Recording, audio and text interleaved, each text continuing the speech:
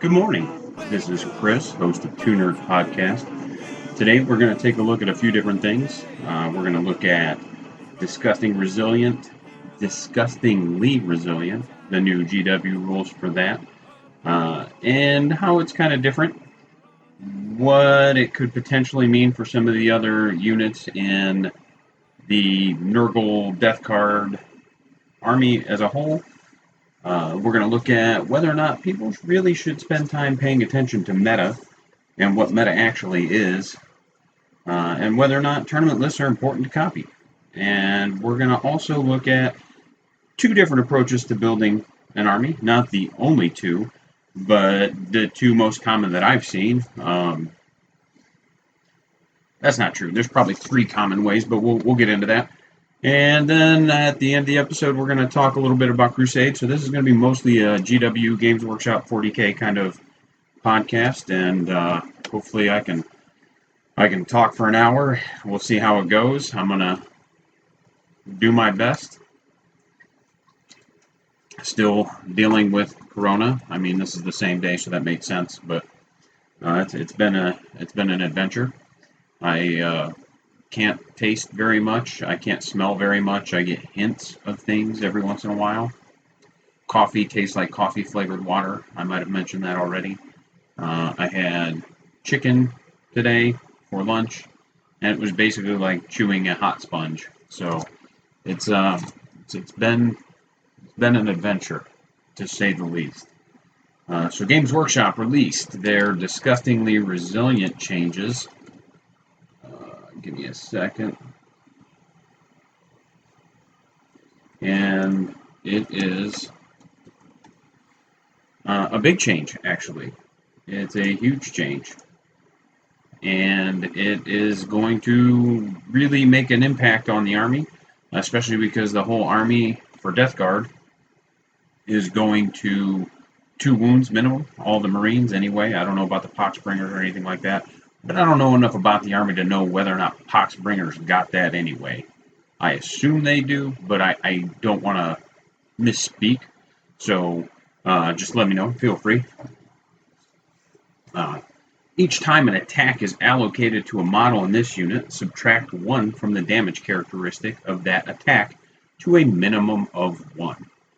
Which is interesting, because you now are guaranteed to do at least 1 damage to every Nurgle unit. They can no longer negate all damage on a Feel No Pain.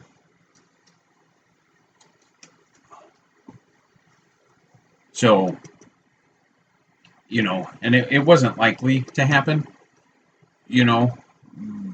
It's a good change. It's going to make the game go by a little bit faster because you're going to be rolling less dice.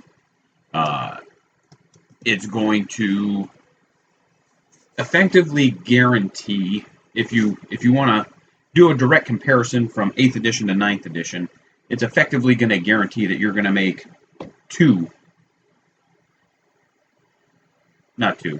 1 Feel No Pain for every model.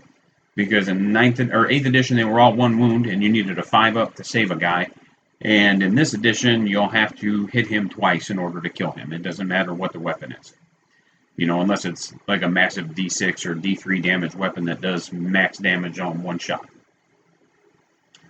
That being said, yeah, it's really interesting because it's effectively saying, hey, we're going to guarantee that these guys are going to stay on the board for at least 2 attacks. And I want to say Death Guard Marines are all toughness 5 already, so they're already going to be a pain in the ass to peel off of a board or peel off of an objective. So it's a really interesting change. Do I think it's better? No. I think it's worse and better. I think it's balanced, I guess, is the best way to approach it. I think it's going to be a really good balancing change. You can no longer negate all of the damage, so you don't have to worry about people who, for whatever reason, and I am actually one of these people. I've played Demons in Nurgle. I will whiff every attack roll and every wound roll, but for whatever reason, when it comes to making 5-up 5-ups, I will make them. And it'll cut down on some of that, so I guess if I do play Demons and Nurgle, I better be prepared to pick up models, because I am not going to have that, and I'm operating under the assumption that they'll still have the 5-up invuln. The Demons, anyway. I don't know if the Marines do. Again, I didn't play a lot of Nurgle. I didn't even play against a lot of Nurgle, or Death Guard, specifically. I know they all had the 5-up Feel No Pain. I don't know if they all had the 5-up invuln. All the Demons did. The Demons had the 5-up, 5-up. And that's going to take us into the next topic here. You know, I think it's a good balance. It's a balanced way to approach it. They're going to 2 wounds rather than give them the potential to ignore all damage on a 2-wound T5 model. You basically are just going to have to hit them twice. And you're already going to be hitting them on, wounding them on 5s for a lot of weapons, maybe 4s if you're hitting them with like heavy bolters. But let's say you've got some Death Guard in cover. You're effectively shooting a T5 3-up save for 2 damage, getting reduced to 1 damage. So you're hitting on 3s if you're a Marine, you're wounding on 4s with your heavy bolter, and your neg-1 AP is getting negated by the cover, and then he's got a 3-up save, and if he fails that, he's still got your 2 damage reduced to 1. He's still on the board. So it's going to be an interesting challenge to overcome for a lot of players. It really is. It's going to be a lot of fun to play against, because again, you know that they will die eventually, whereas you're not being held hostage by luck. Either player, neither the player rolling nor the player watching the roll. Like, they will definitely die eventually. It's guaranteed. I think it's better. Like I said, I don't think it's worse. I think it will do very well the way 9th edition is shaking out. Marines had a good rebalancing, restructuring. Necrons had a pretty good rebalance, restructuring. They seem to be pretty much in line with each other for a lot of things. I know Necrons aren't doing well in tournaments, blah, blah, blah, blah, blah. But you can't look at tournaments as the end-all, be-all for how good an army is. And that's actually something we're going to talk about in a little bit here. Before I get ahead of myself, the one thing I did want to consider is, what will that mean for the Demons? So Nurgle Demons historically also had Disgustingly Resilient, but Plague Bearers were 1 wound. So do the Demon troops become 2 wounds so that they can take advantage of Disgustingly Resilient? If that's the case, those are going to be gross, because they're going to have a 5-up invuln and reduce all damage, and they're still not going to be fun to handle. Because again, rather than having a 33% chance of wiping one off or saving one from getting wiped off the board, you're effectively going to have guaranteed success. That first 1 or 2 damage hit isn't going to kill you, and so you're going to have to allocate 2 hits for every 1 guy you want to kill. Granted, they're only T4 instead of T5, but they have some other rules that make them interesting, provided those rules don't change. In large blobs, they're -1 to hit, which is pretty neat. So if you can make a -1 to hit at T4 with a 5-up invuln and the Disgustingly Resilient, again, you have a very formidable army. I hope that they work some of the Demon stuff into the Chaos Marines codexes a lot more. Like, I'd like to see the Demons of Nurgle get kind of rolled into Death Guard, rather than Death Guard just be their own separate thing, and then if you want Demons, you have to bring your own detachment. I understand why it is that way. It would just be kind of neat to be able to see that come together without having to take all these different detachments and stuff. So, I don't know. Maybe it'd just be too gross. Who knows? And that being said, we're going to talk a little bit about meta. It's a word that I don't enjoy. I hate it. I hear it, and I just want to scream. I want to punch people. It's ridiculous. It's absurd. What it is it's an acronym for Most Efficient Tactics Available. And understanding the meta is good if you are a tournament player. If you are going around and playing tournaments and traveling, or even just playing local tournaments, you need to understand what the meta is for your local. Ignore that. You need to understand what the meta is for your local tournament scene, as well as what the national and global meta are if you're a traveling tournament player. 100% agree with that. If you're just a casual player who's out having fun, you shouldn't have to rely on meta to be able to play games to be competitive with other people, unless those people are specifically tournament players. If you're one of those dudes that just sits on your couch eating flaming hot Cheetos and drinking LimeWire Mountain Dew and watching YouTube videos of people telling you how to play a game because you're too stupid to read your codex and can't figure out how to build an army to save your life, you're part of the problem with the Warhammer community. I'm sorry, but you are. If you can't go into a casual game without being a dickbag, you are part of the problem. You have to learn how to turn that switch on and off. And a good example of that would be if you're going into a crusade. If you're going into a crusade and you're running 3 Smash Captains in, let's say it's 8th edition meta. Obviously, that's not happening now, but that's one of the things that sticks out in my head. The 8th edition meta, the 3 Smash Captains, that was retarded. I hated every second of it, and it pushed me into being a shitty human being, which I don't necessarily mind, but I played so many Marine players who all ran the same cookie cutter triple Smash Captain or double Smash Captain list that it got to the point where I just had to play certain things if I didn't want to lose because I had no answers for Smash Captains. And I don't know. It's just one of those where it breaks immersion in the game. It's dumb. I shouldn't, a casual player shouldn't have to worry about whether or not his list is meta. So going into a crusade, if you're running whatever the tournament meta is in a crusade, especially initially, you're doing it wrong. You are absolutely doing it wrong unless you have an agreement with the other players in the crusade that that's a thing you're all going to do. If you can't separate the difference between fun narrative, casual play, and hyper-competitive tournament play, once again, you are part of the problem with the Warhammer community. You are what is making it toxic. And there are some toxic people in it, just like any other community. I'm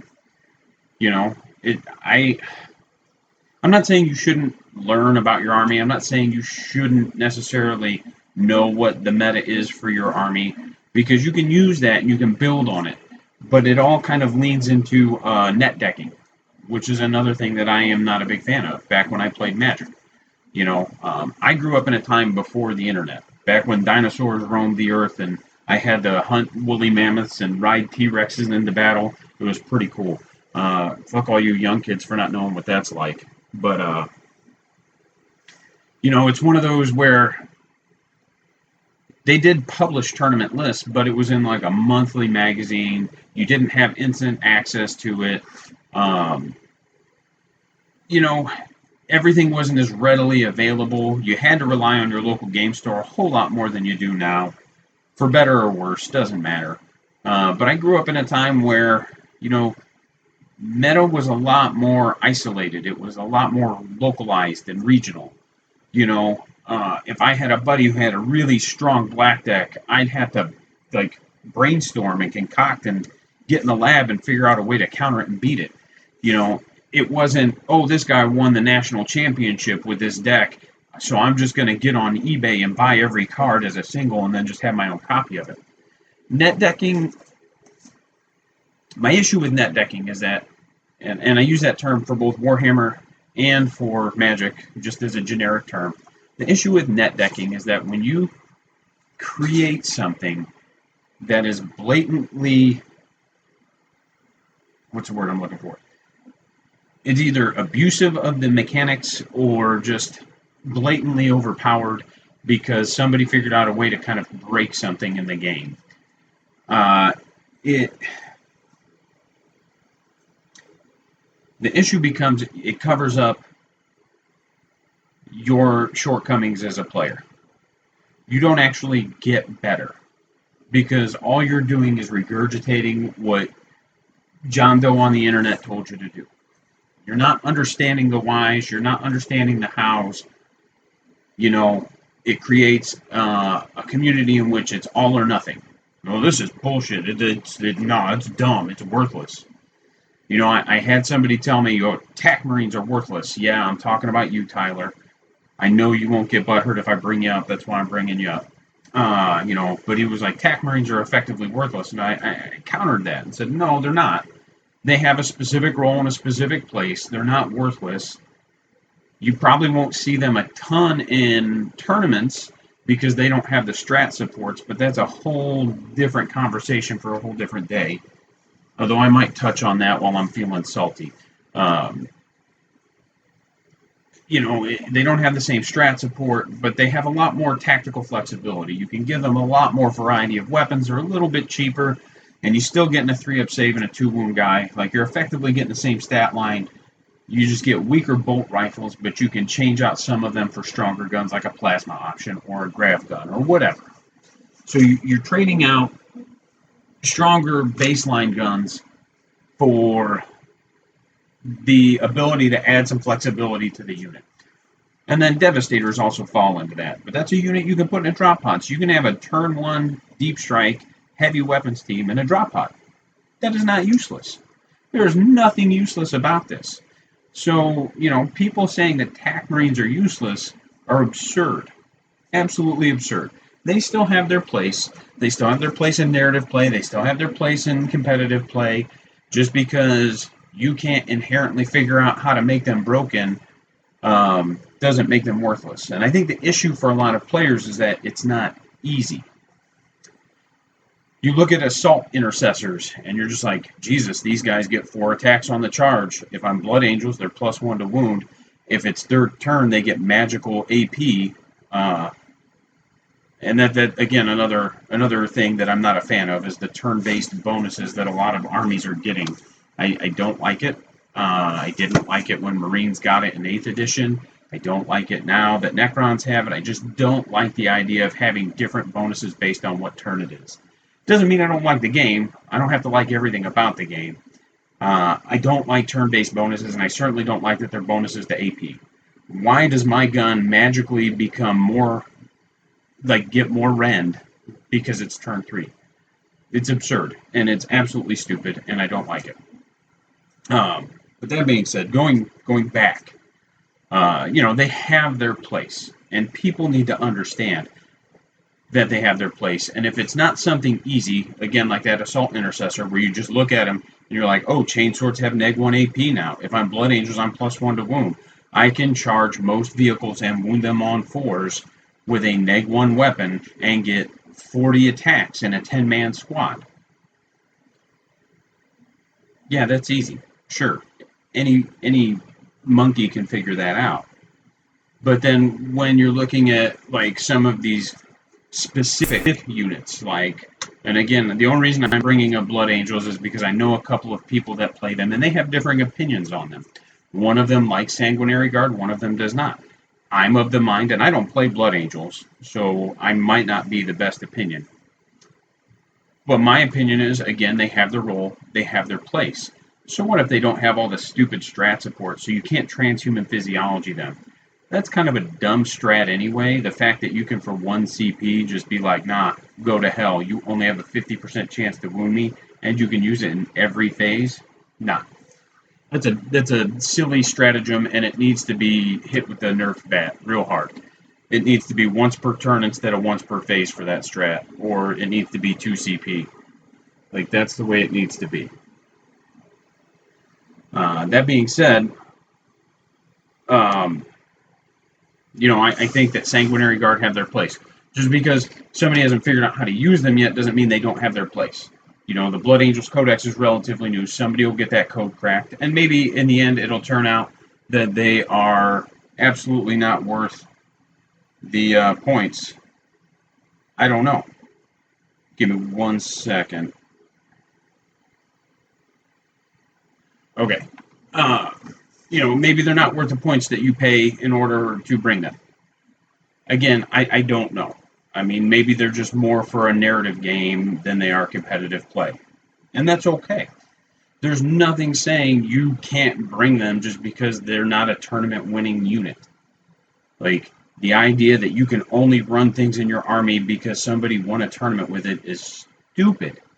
It's stupid. And it's that type of cookie cutter thinking that prevents the lists from changing and growing. They find something that works, and then they just beat you to death with it, and nobody figures out anything else because that just works. Whereas, like, I like to change my approach. I like to look at different aspects. I like to find different angles, all this other stuff. You know, I actually had a buddy ask me. He said, "Hey, I'm looking at these Vanguard veterans for my Marine Army. I know you do a lot of melee, and you have a different kind of take on things. What is your opinion on Vanguard veterans?" And I was looking at him, and I thought, well, geez, I'd give them jump packs, storm shields, and lightning claws. And I think that's how I would run them. And then maybe run them with like a chapter master or a captain, so they're basically just re-rolling everything, and they just fly around and beat stuff down. And then if you're Blood Angels, you're still wounding tanks on 4s. It just made sense. You get a bajillion attacks, hitting on 3s, wounding on 4s, -2 AP, 1 damage each. Like, you can cause a lot of damage, especially because you're re-rolling wound rolls, period, and then you could be re-rolling hit rolls of 1 or all hit rolls if it's a captain or a chapter master. So you've got some flexibility there.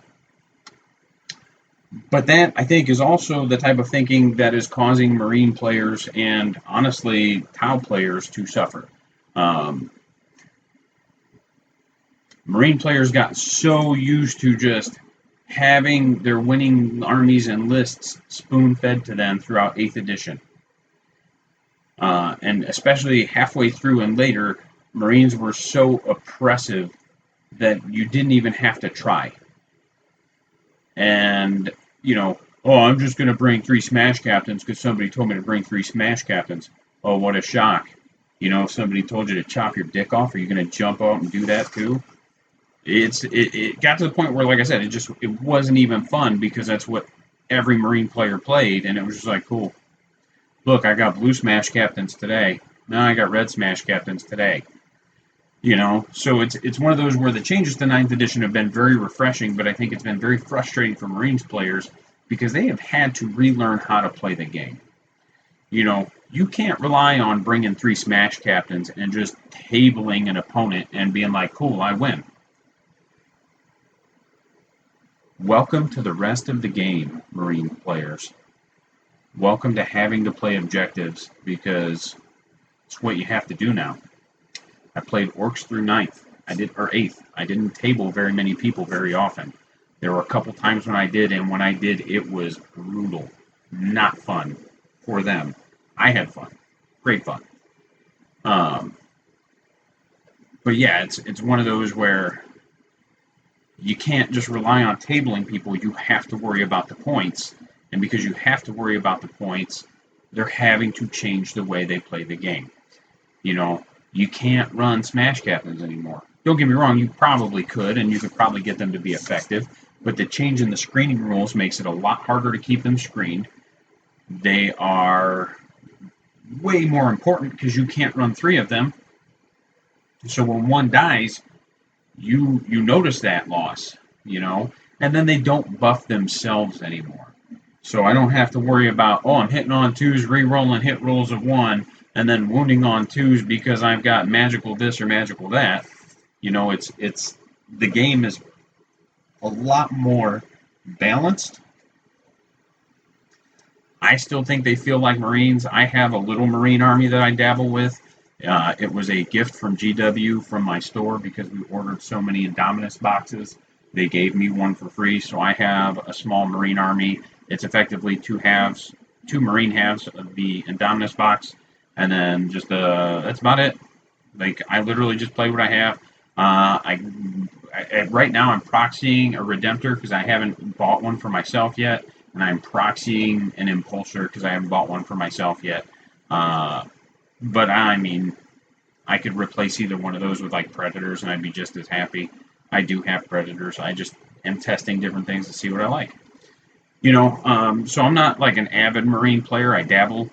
Guard and Orcs are definitely my two main armies. Uh, but it's like, welcome to the rest of the game. Welcome to playing like everybody else has to play. You still hit on threes. You still have a 3-up save. You're still strength 4, toughness 4. Now you're 2 wounds. But guess what? Now now if you're gonna play like a douchebag, you're gonna lose the game. And have had players run into that, and then they get mad because they lose the game. Well, I guess if you'd have just played the objectives instead of worrying about how bad you were going to table me, you'd have won. But because you thought you were going to be Billy Badass, you lost. So it's like, come on, guys. You're going to have to just relearn how to play the game, change your approach a little bit, worry more about objectives. Don't worry about being just a shitty human being in terms of like, I'm just going to table you turn 1 so nobody has fun. It's one of those where the terrain changes have helped a lot too. GW saying, hey, you should have a lot of terrain on the board and this is what it should do. And generally speaking, most games have been minimum casualties turn 1, and then turn 2 and turn 3 is really when the bulk of the game happens. So, and I mentioned Tau because I think Tau are in the same spot. Tau players are so used to being able to just run battle suits and table people, and now they can't. Again, partially because of terrain, partially because of like Marines going to 2 wounds, for example, them losing the ability to fall back and shoot because flying units no longer have that. Like, these are all things that I think affected Tau greatly, and they're having to relearn how to play the game. My nephew plays Tau. I've got a regular in here, actually, Tanhead. He plays Tau as well, and both of them are doing much better now. And I'm not saying that I did anything magical. I just have worked with them pretty extensively. Just giving them extra games probably helped them out. But like with my nephew, like trying to help him understand that he has to have troops now, whether he wants them or not. Even if he just takes minimum squads of breachers, and that's one of the things I worked with him on, was running missile spam, taking minimum squads of breachers, giving them the custom set that gives all their missiles an additional point of AP, and then giving the breachers a smart missile turret. So you've got 4 shots at strength 5 neg 1 to ignore all cover. And when you've got 4 or 5 of those kicking out 20 missiles every turn, plus your battle suits kicking out nothing but missiles every turn, it changes the way you play the game, because you can just kind of relax a little bit knowing that your troops have OBSEC. You don't have to worry about something coming up and swiping it from them unless it's just another troop unit. And you can camp those breachers or fire warriors on the objective. You can give them the drone to give them an invuln save. If you've got the ethereal nearby, you can give them the feel no pain. So it's like you can give breachers, I think it's a 5-up, 6-up, which makes them a lot more resilient and a lot easier to...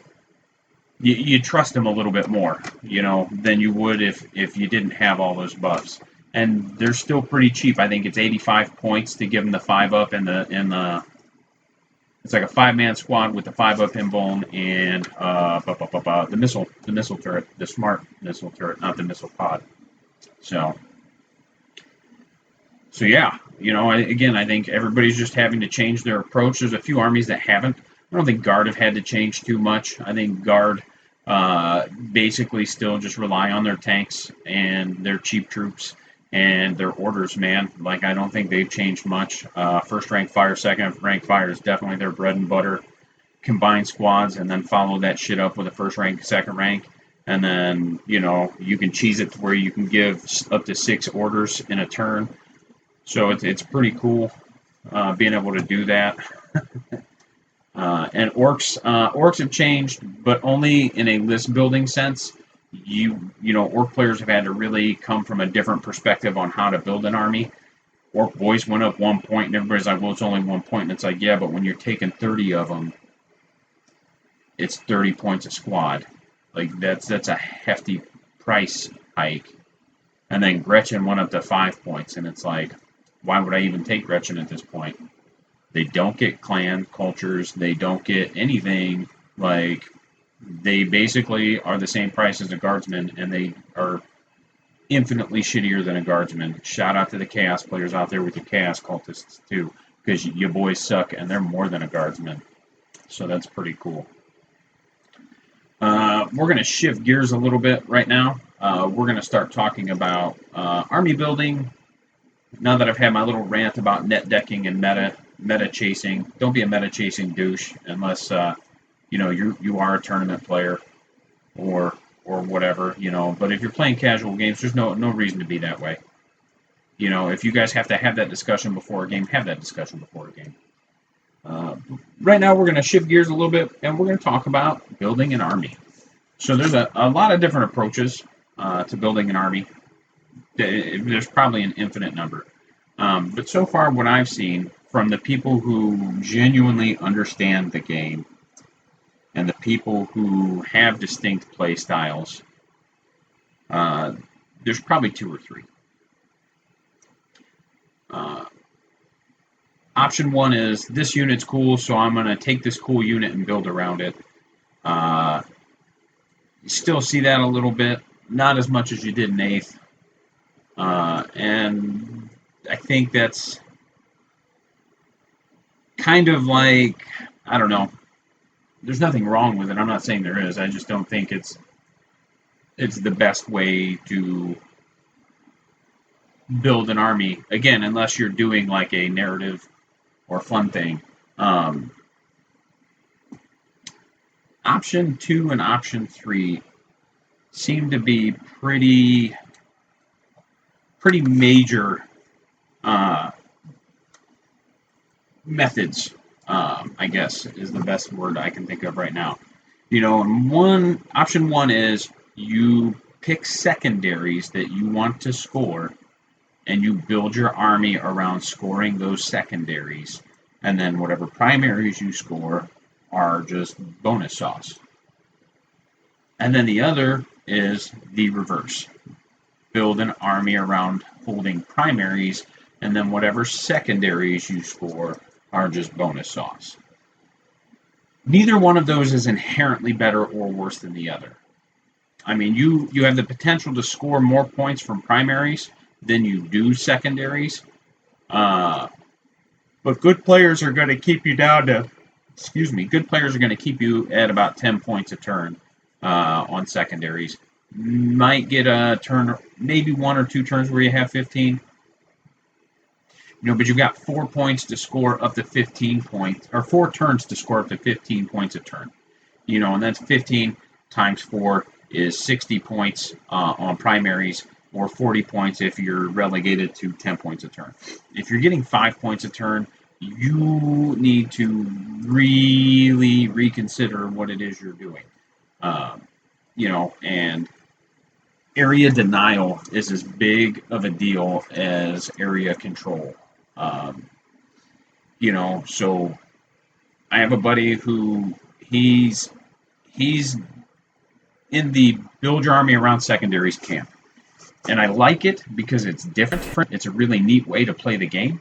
He will pick some secondaries that he wants to score that he knows are worth a lot of points, and then he builds armies and lists that are basically, that's what they do. They just score these secondaries.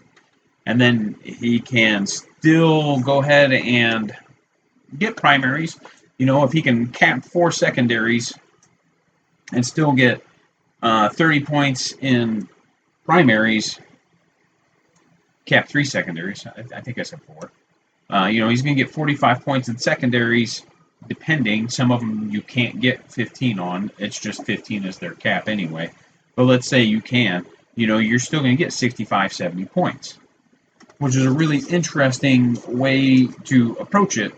I like it. Like I said, it creates some very interesting lists.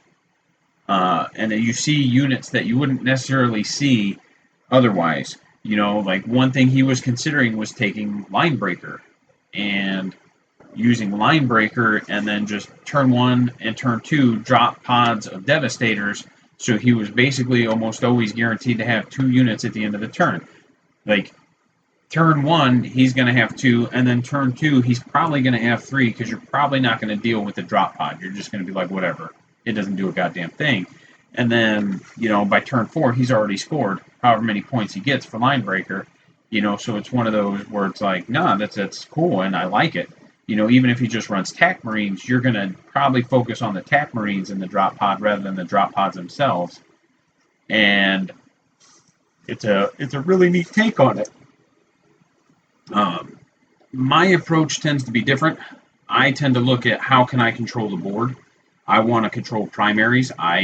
Secondaries are cool, but like if I can score 10 to 15 points every turn in primaries, you're going to be playing from behind the whole game because I'm controlling more objectives most of the game.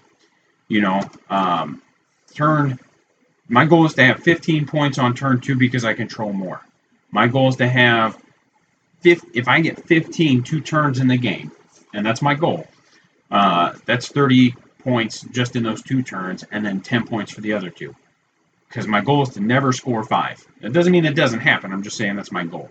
So if I can get 50 points in primaries alone, you're already playing from behind. So that's a win for me. And then what I end up doing is I end up picking secondaries that help me kind of boost my primaries. Engage on all fronts. I'm already going to be trying to, or domination. I think those are in the same bracket, so it's one or the other. And then I tend to, so I always take one of those two, domination or engage on all fronts, because like I said, it's one of those where it's like, I'm already going to be controlling objectives. I'm going to hold them. I might as well get bonus points for holding them. If I can get 15 points for controlling 3 objectives on a 5 objective board, why the hell wouldn't I want an additional 3 or 4 points for controlling 3 objectives on a 5 objective board?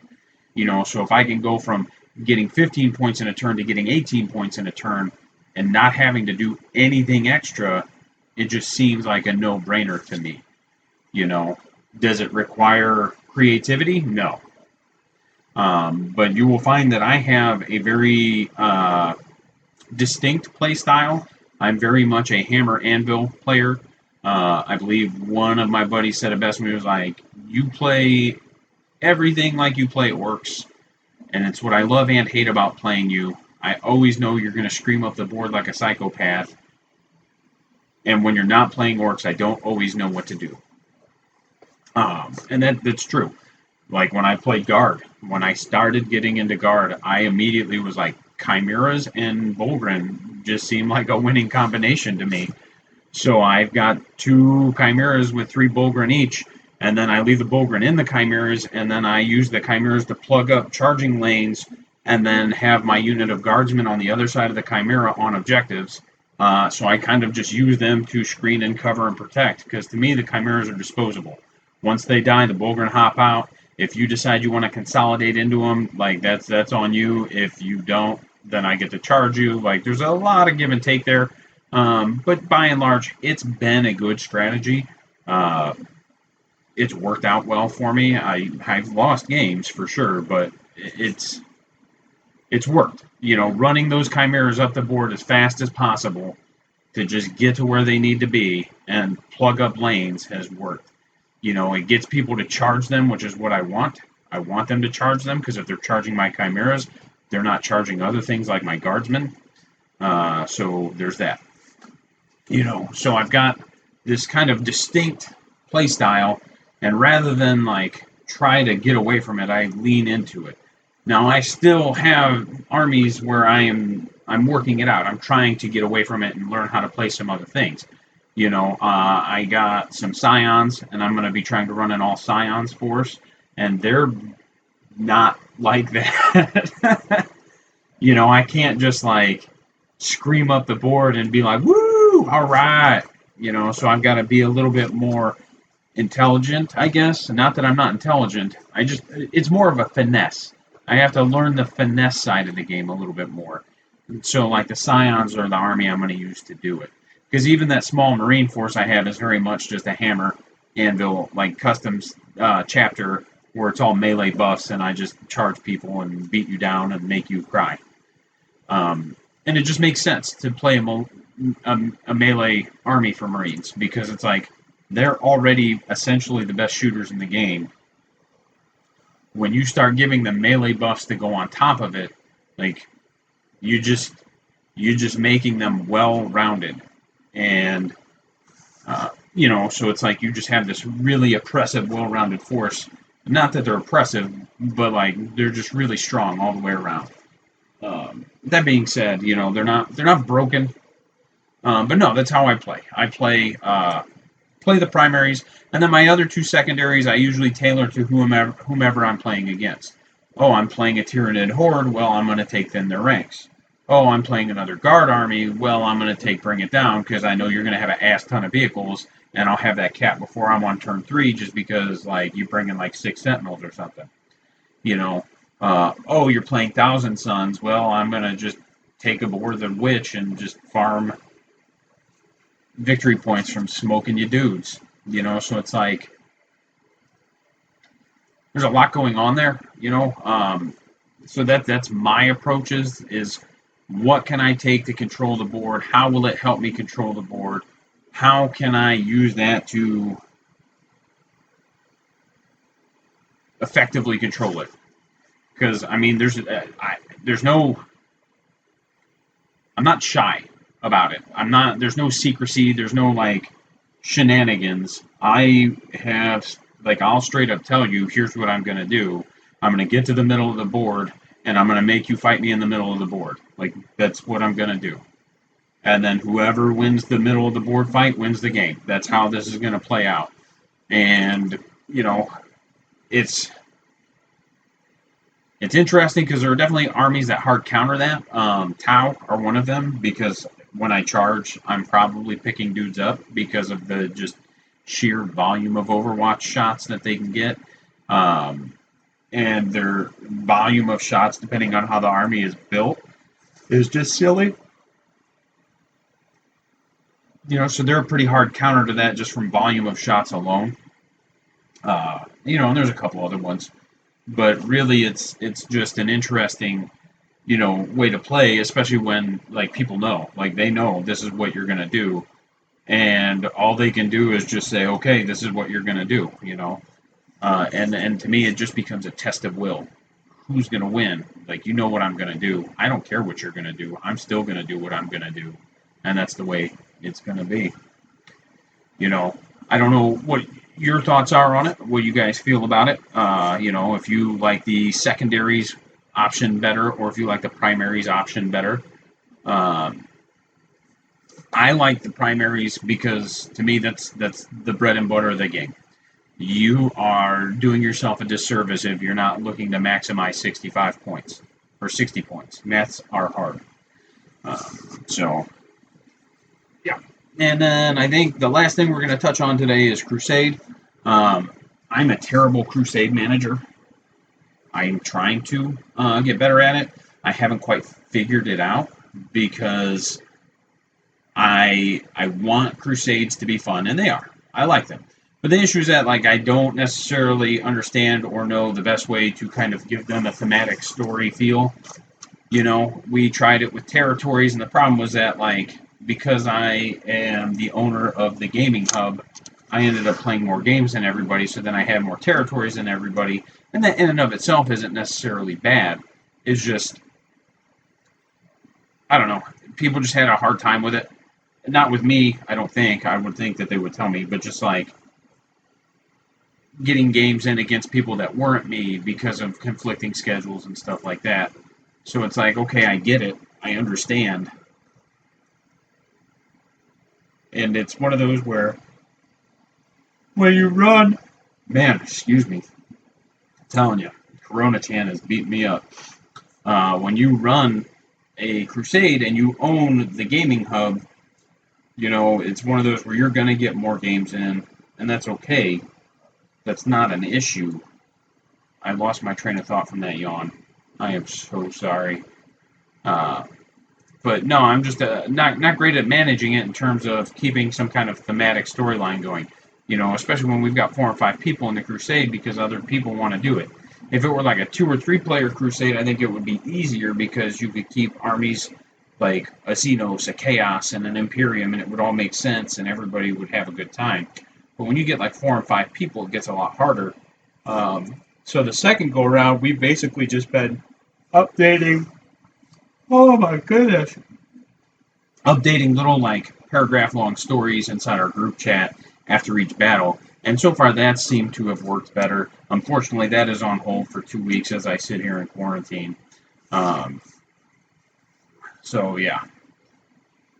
The Crusade rules are interesting. I like the idea of unit progression. There's some things that I don't like. I don't like that there's no, like, permadeath. Not that you need to, like, be penalized. But I just really think that there should be some option there, especially for characters, where if they die, like, they could just die. Like, straight up. Like, nah, you're dead. That captain's dead. That Gilliman's dead. Whatever. Doesn't matter. He's just dead. So we've been house ruling that, and that's another thing we use the Crusade for, is to house rule different rules that we can introduce into tournament play. You know, right now we're play testing the Highlander campaign list rules, or tournament list rules, and it's basically you could only take one instance of a data sheet on your list, with the exception of troops and dedicated transports.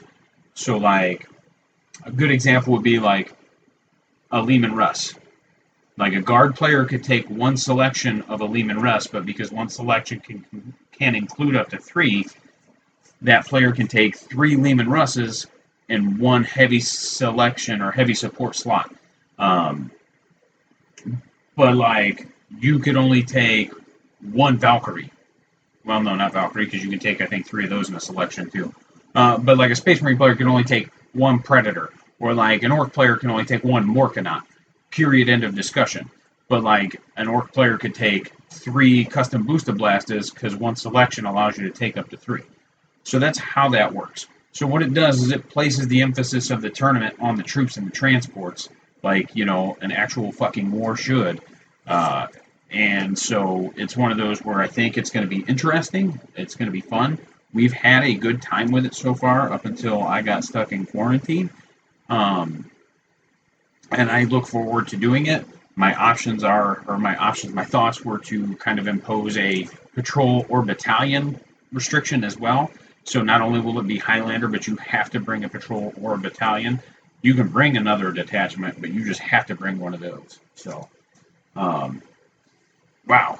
I tell you, I'm all over the place. But yeah, so that's what we use the Crusade for. The other thing we're looking at is custom terrain keywords that give cover to non-infantry. Because it was interesting that the core rulebook didn't have any keywords or any rules for giving cover to anything that isn't infantry, specifically bonuses to armor saves. Dense cover obviously applies to everything, but light cover does not. And I thought that was weird. I thought it was really interesting that there was no rule for giving light cover to non-infantry, you know, like vehicles or battle suits. So it's like, cool. So even though my Lehman Russ is almost completely obscured by this massive building, I still don't get an armor save because you hit me with a las cannon. Like, all right, but my infantry dude, as long as he's within 3 inches of that, would definitely get it. Like, get the fuck out of here. That's silly. You know, so what we've been doing is looking at very specific rules, like it has to be at least 50% obscured by the terrain feature, either horizontally or vertically. You know, so it's one of those where there's going to be some very specific rules. It'll be a keyword. It's not going to apply to every feature. Right now, I think it's only going to apply to barricades and buildings.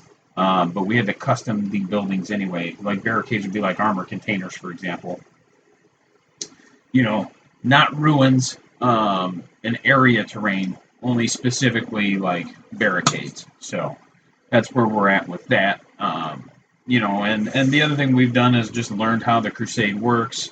Like I said, the leveling up's neat. We did house rule the instant or permadeath, where it's like if you have a unit or a character die, you roll, and if you get a 1, you roll again, and on a 1 he dies, on a 2 or a 3 he gets a battle scar, and then on a 4 up he gets whatever the option is. Like, I think he loses a little bit of experience and doesn't gain any experience for the battle. So, you know, like, I had a dude die. It was pretty cool. Not really, but I don't know. And we'll look at some other things. It just makes sense. It makes sense. Keeps people from being douches. Like, oh, I'm gonna just run this dude in here because this does like get out of here, dude. Keep playing like a chud, as they say. Um, but yeah, I think that's actually gonna wrap it up. I think 50 minutes of 40K is pretty good. And then I next next episode will come out probably early next week, like Tuesday, Monday. Um, and we're gonna talk about.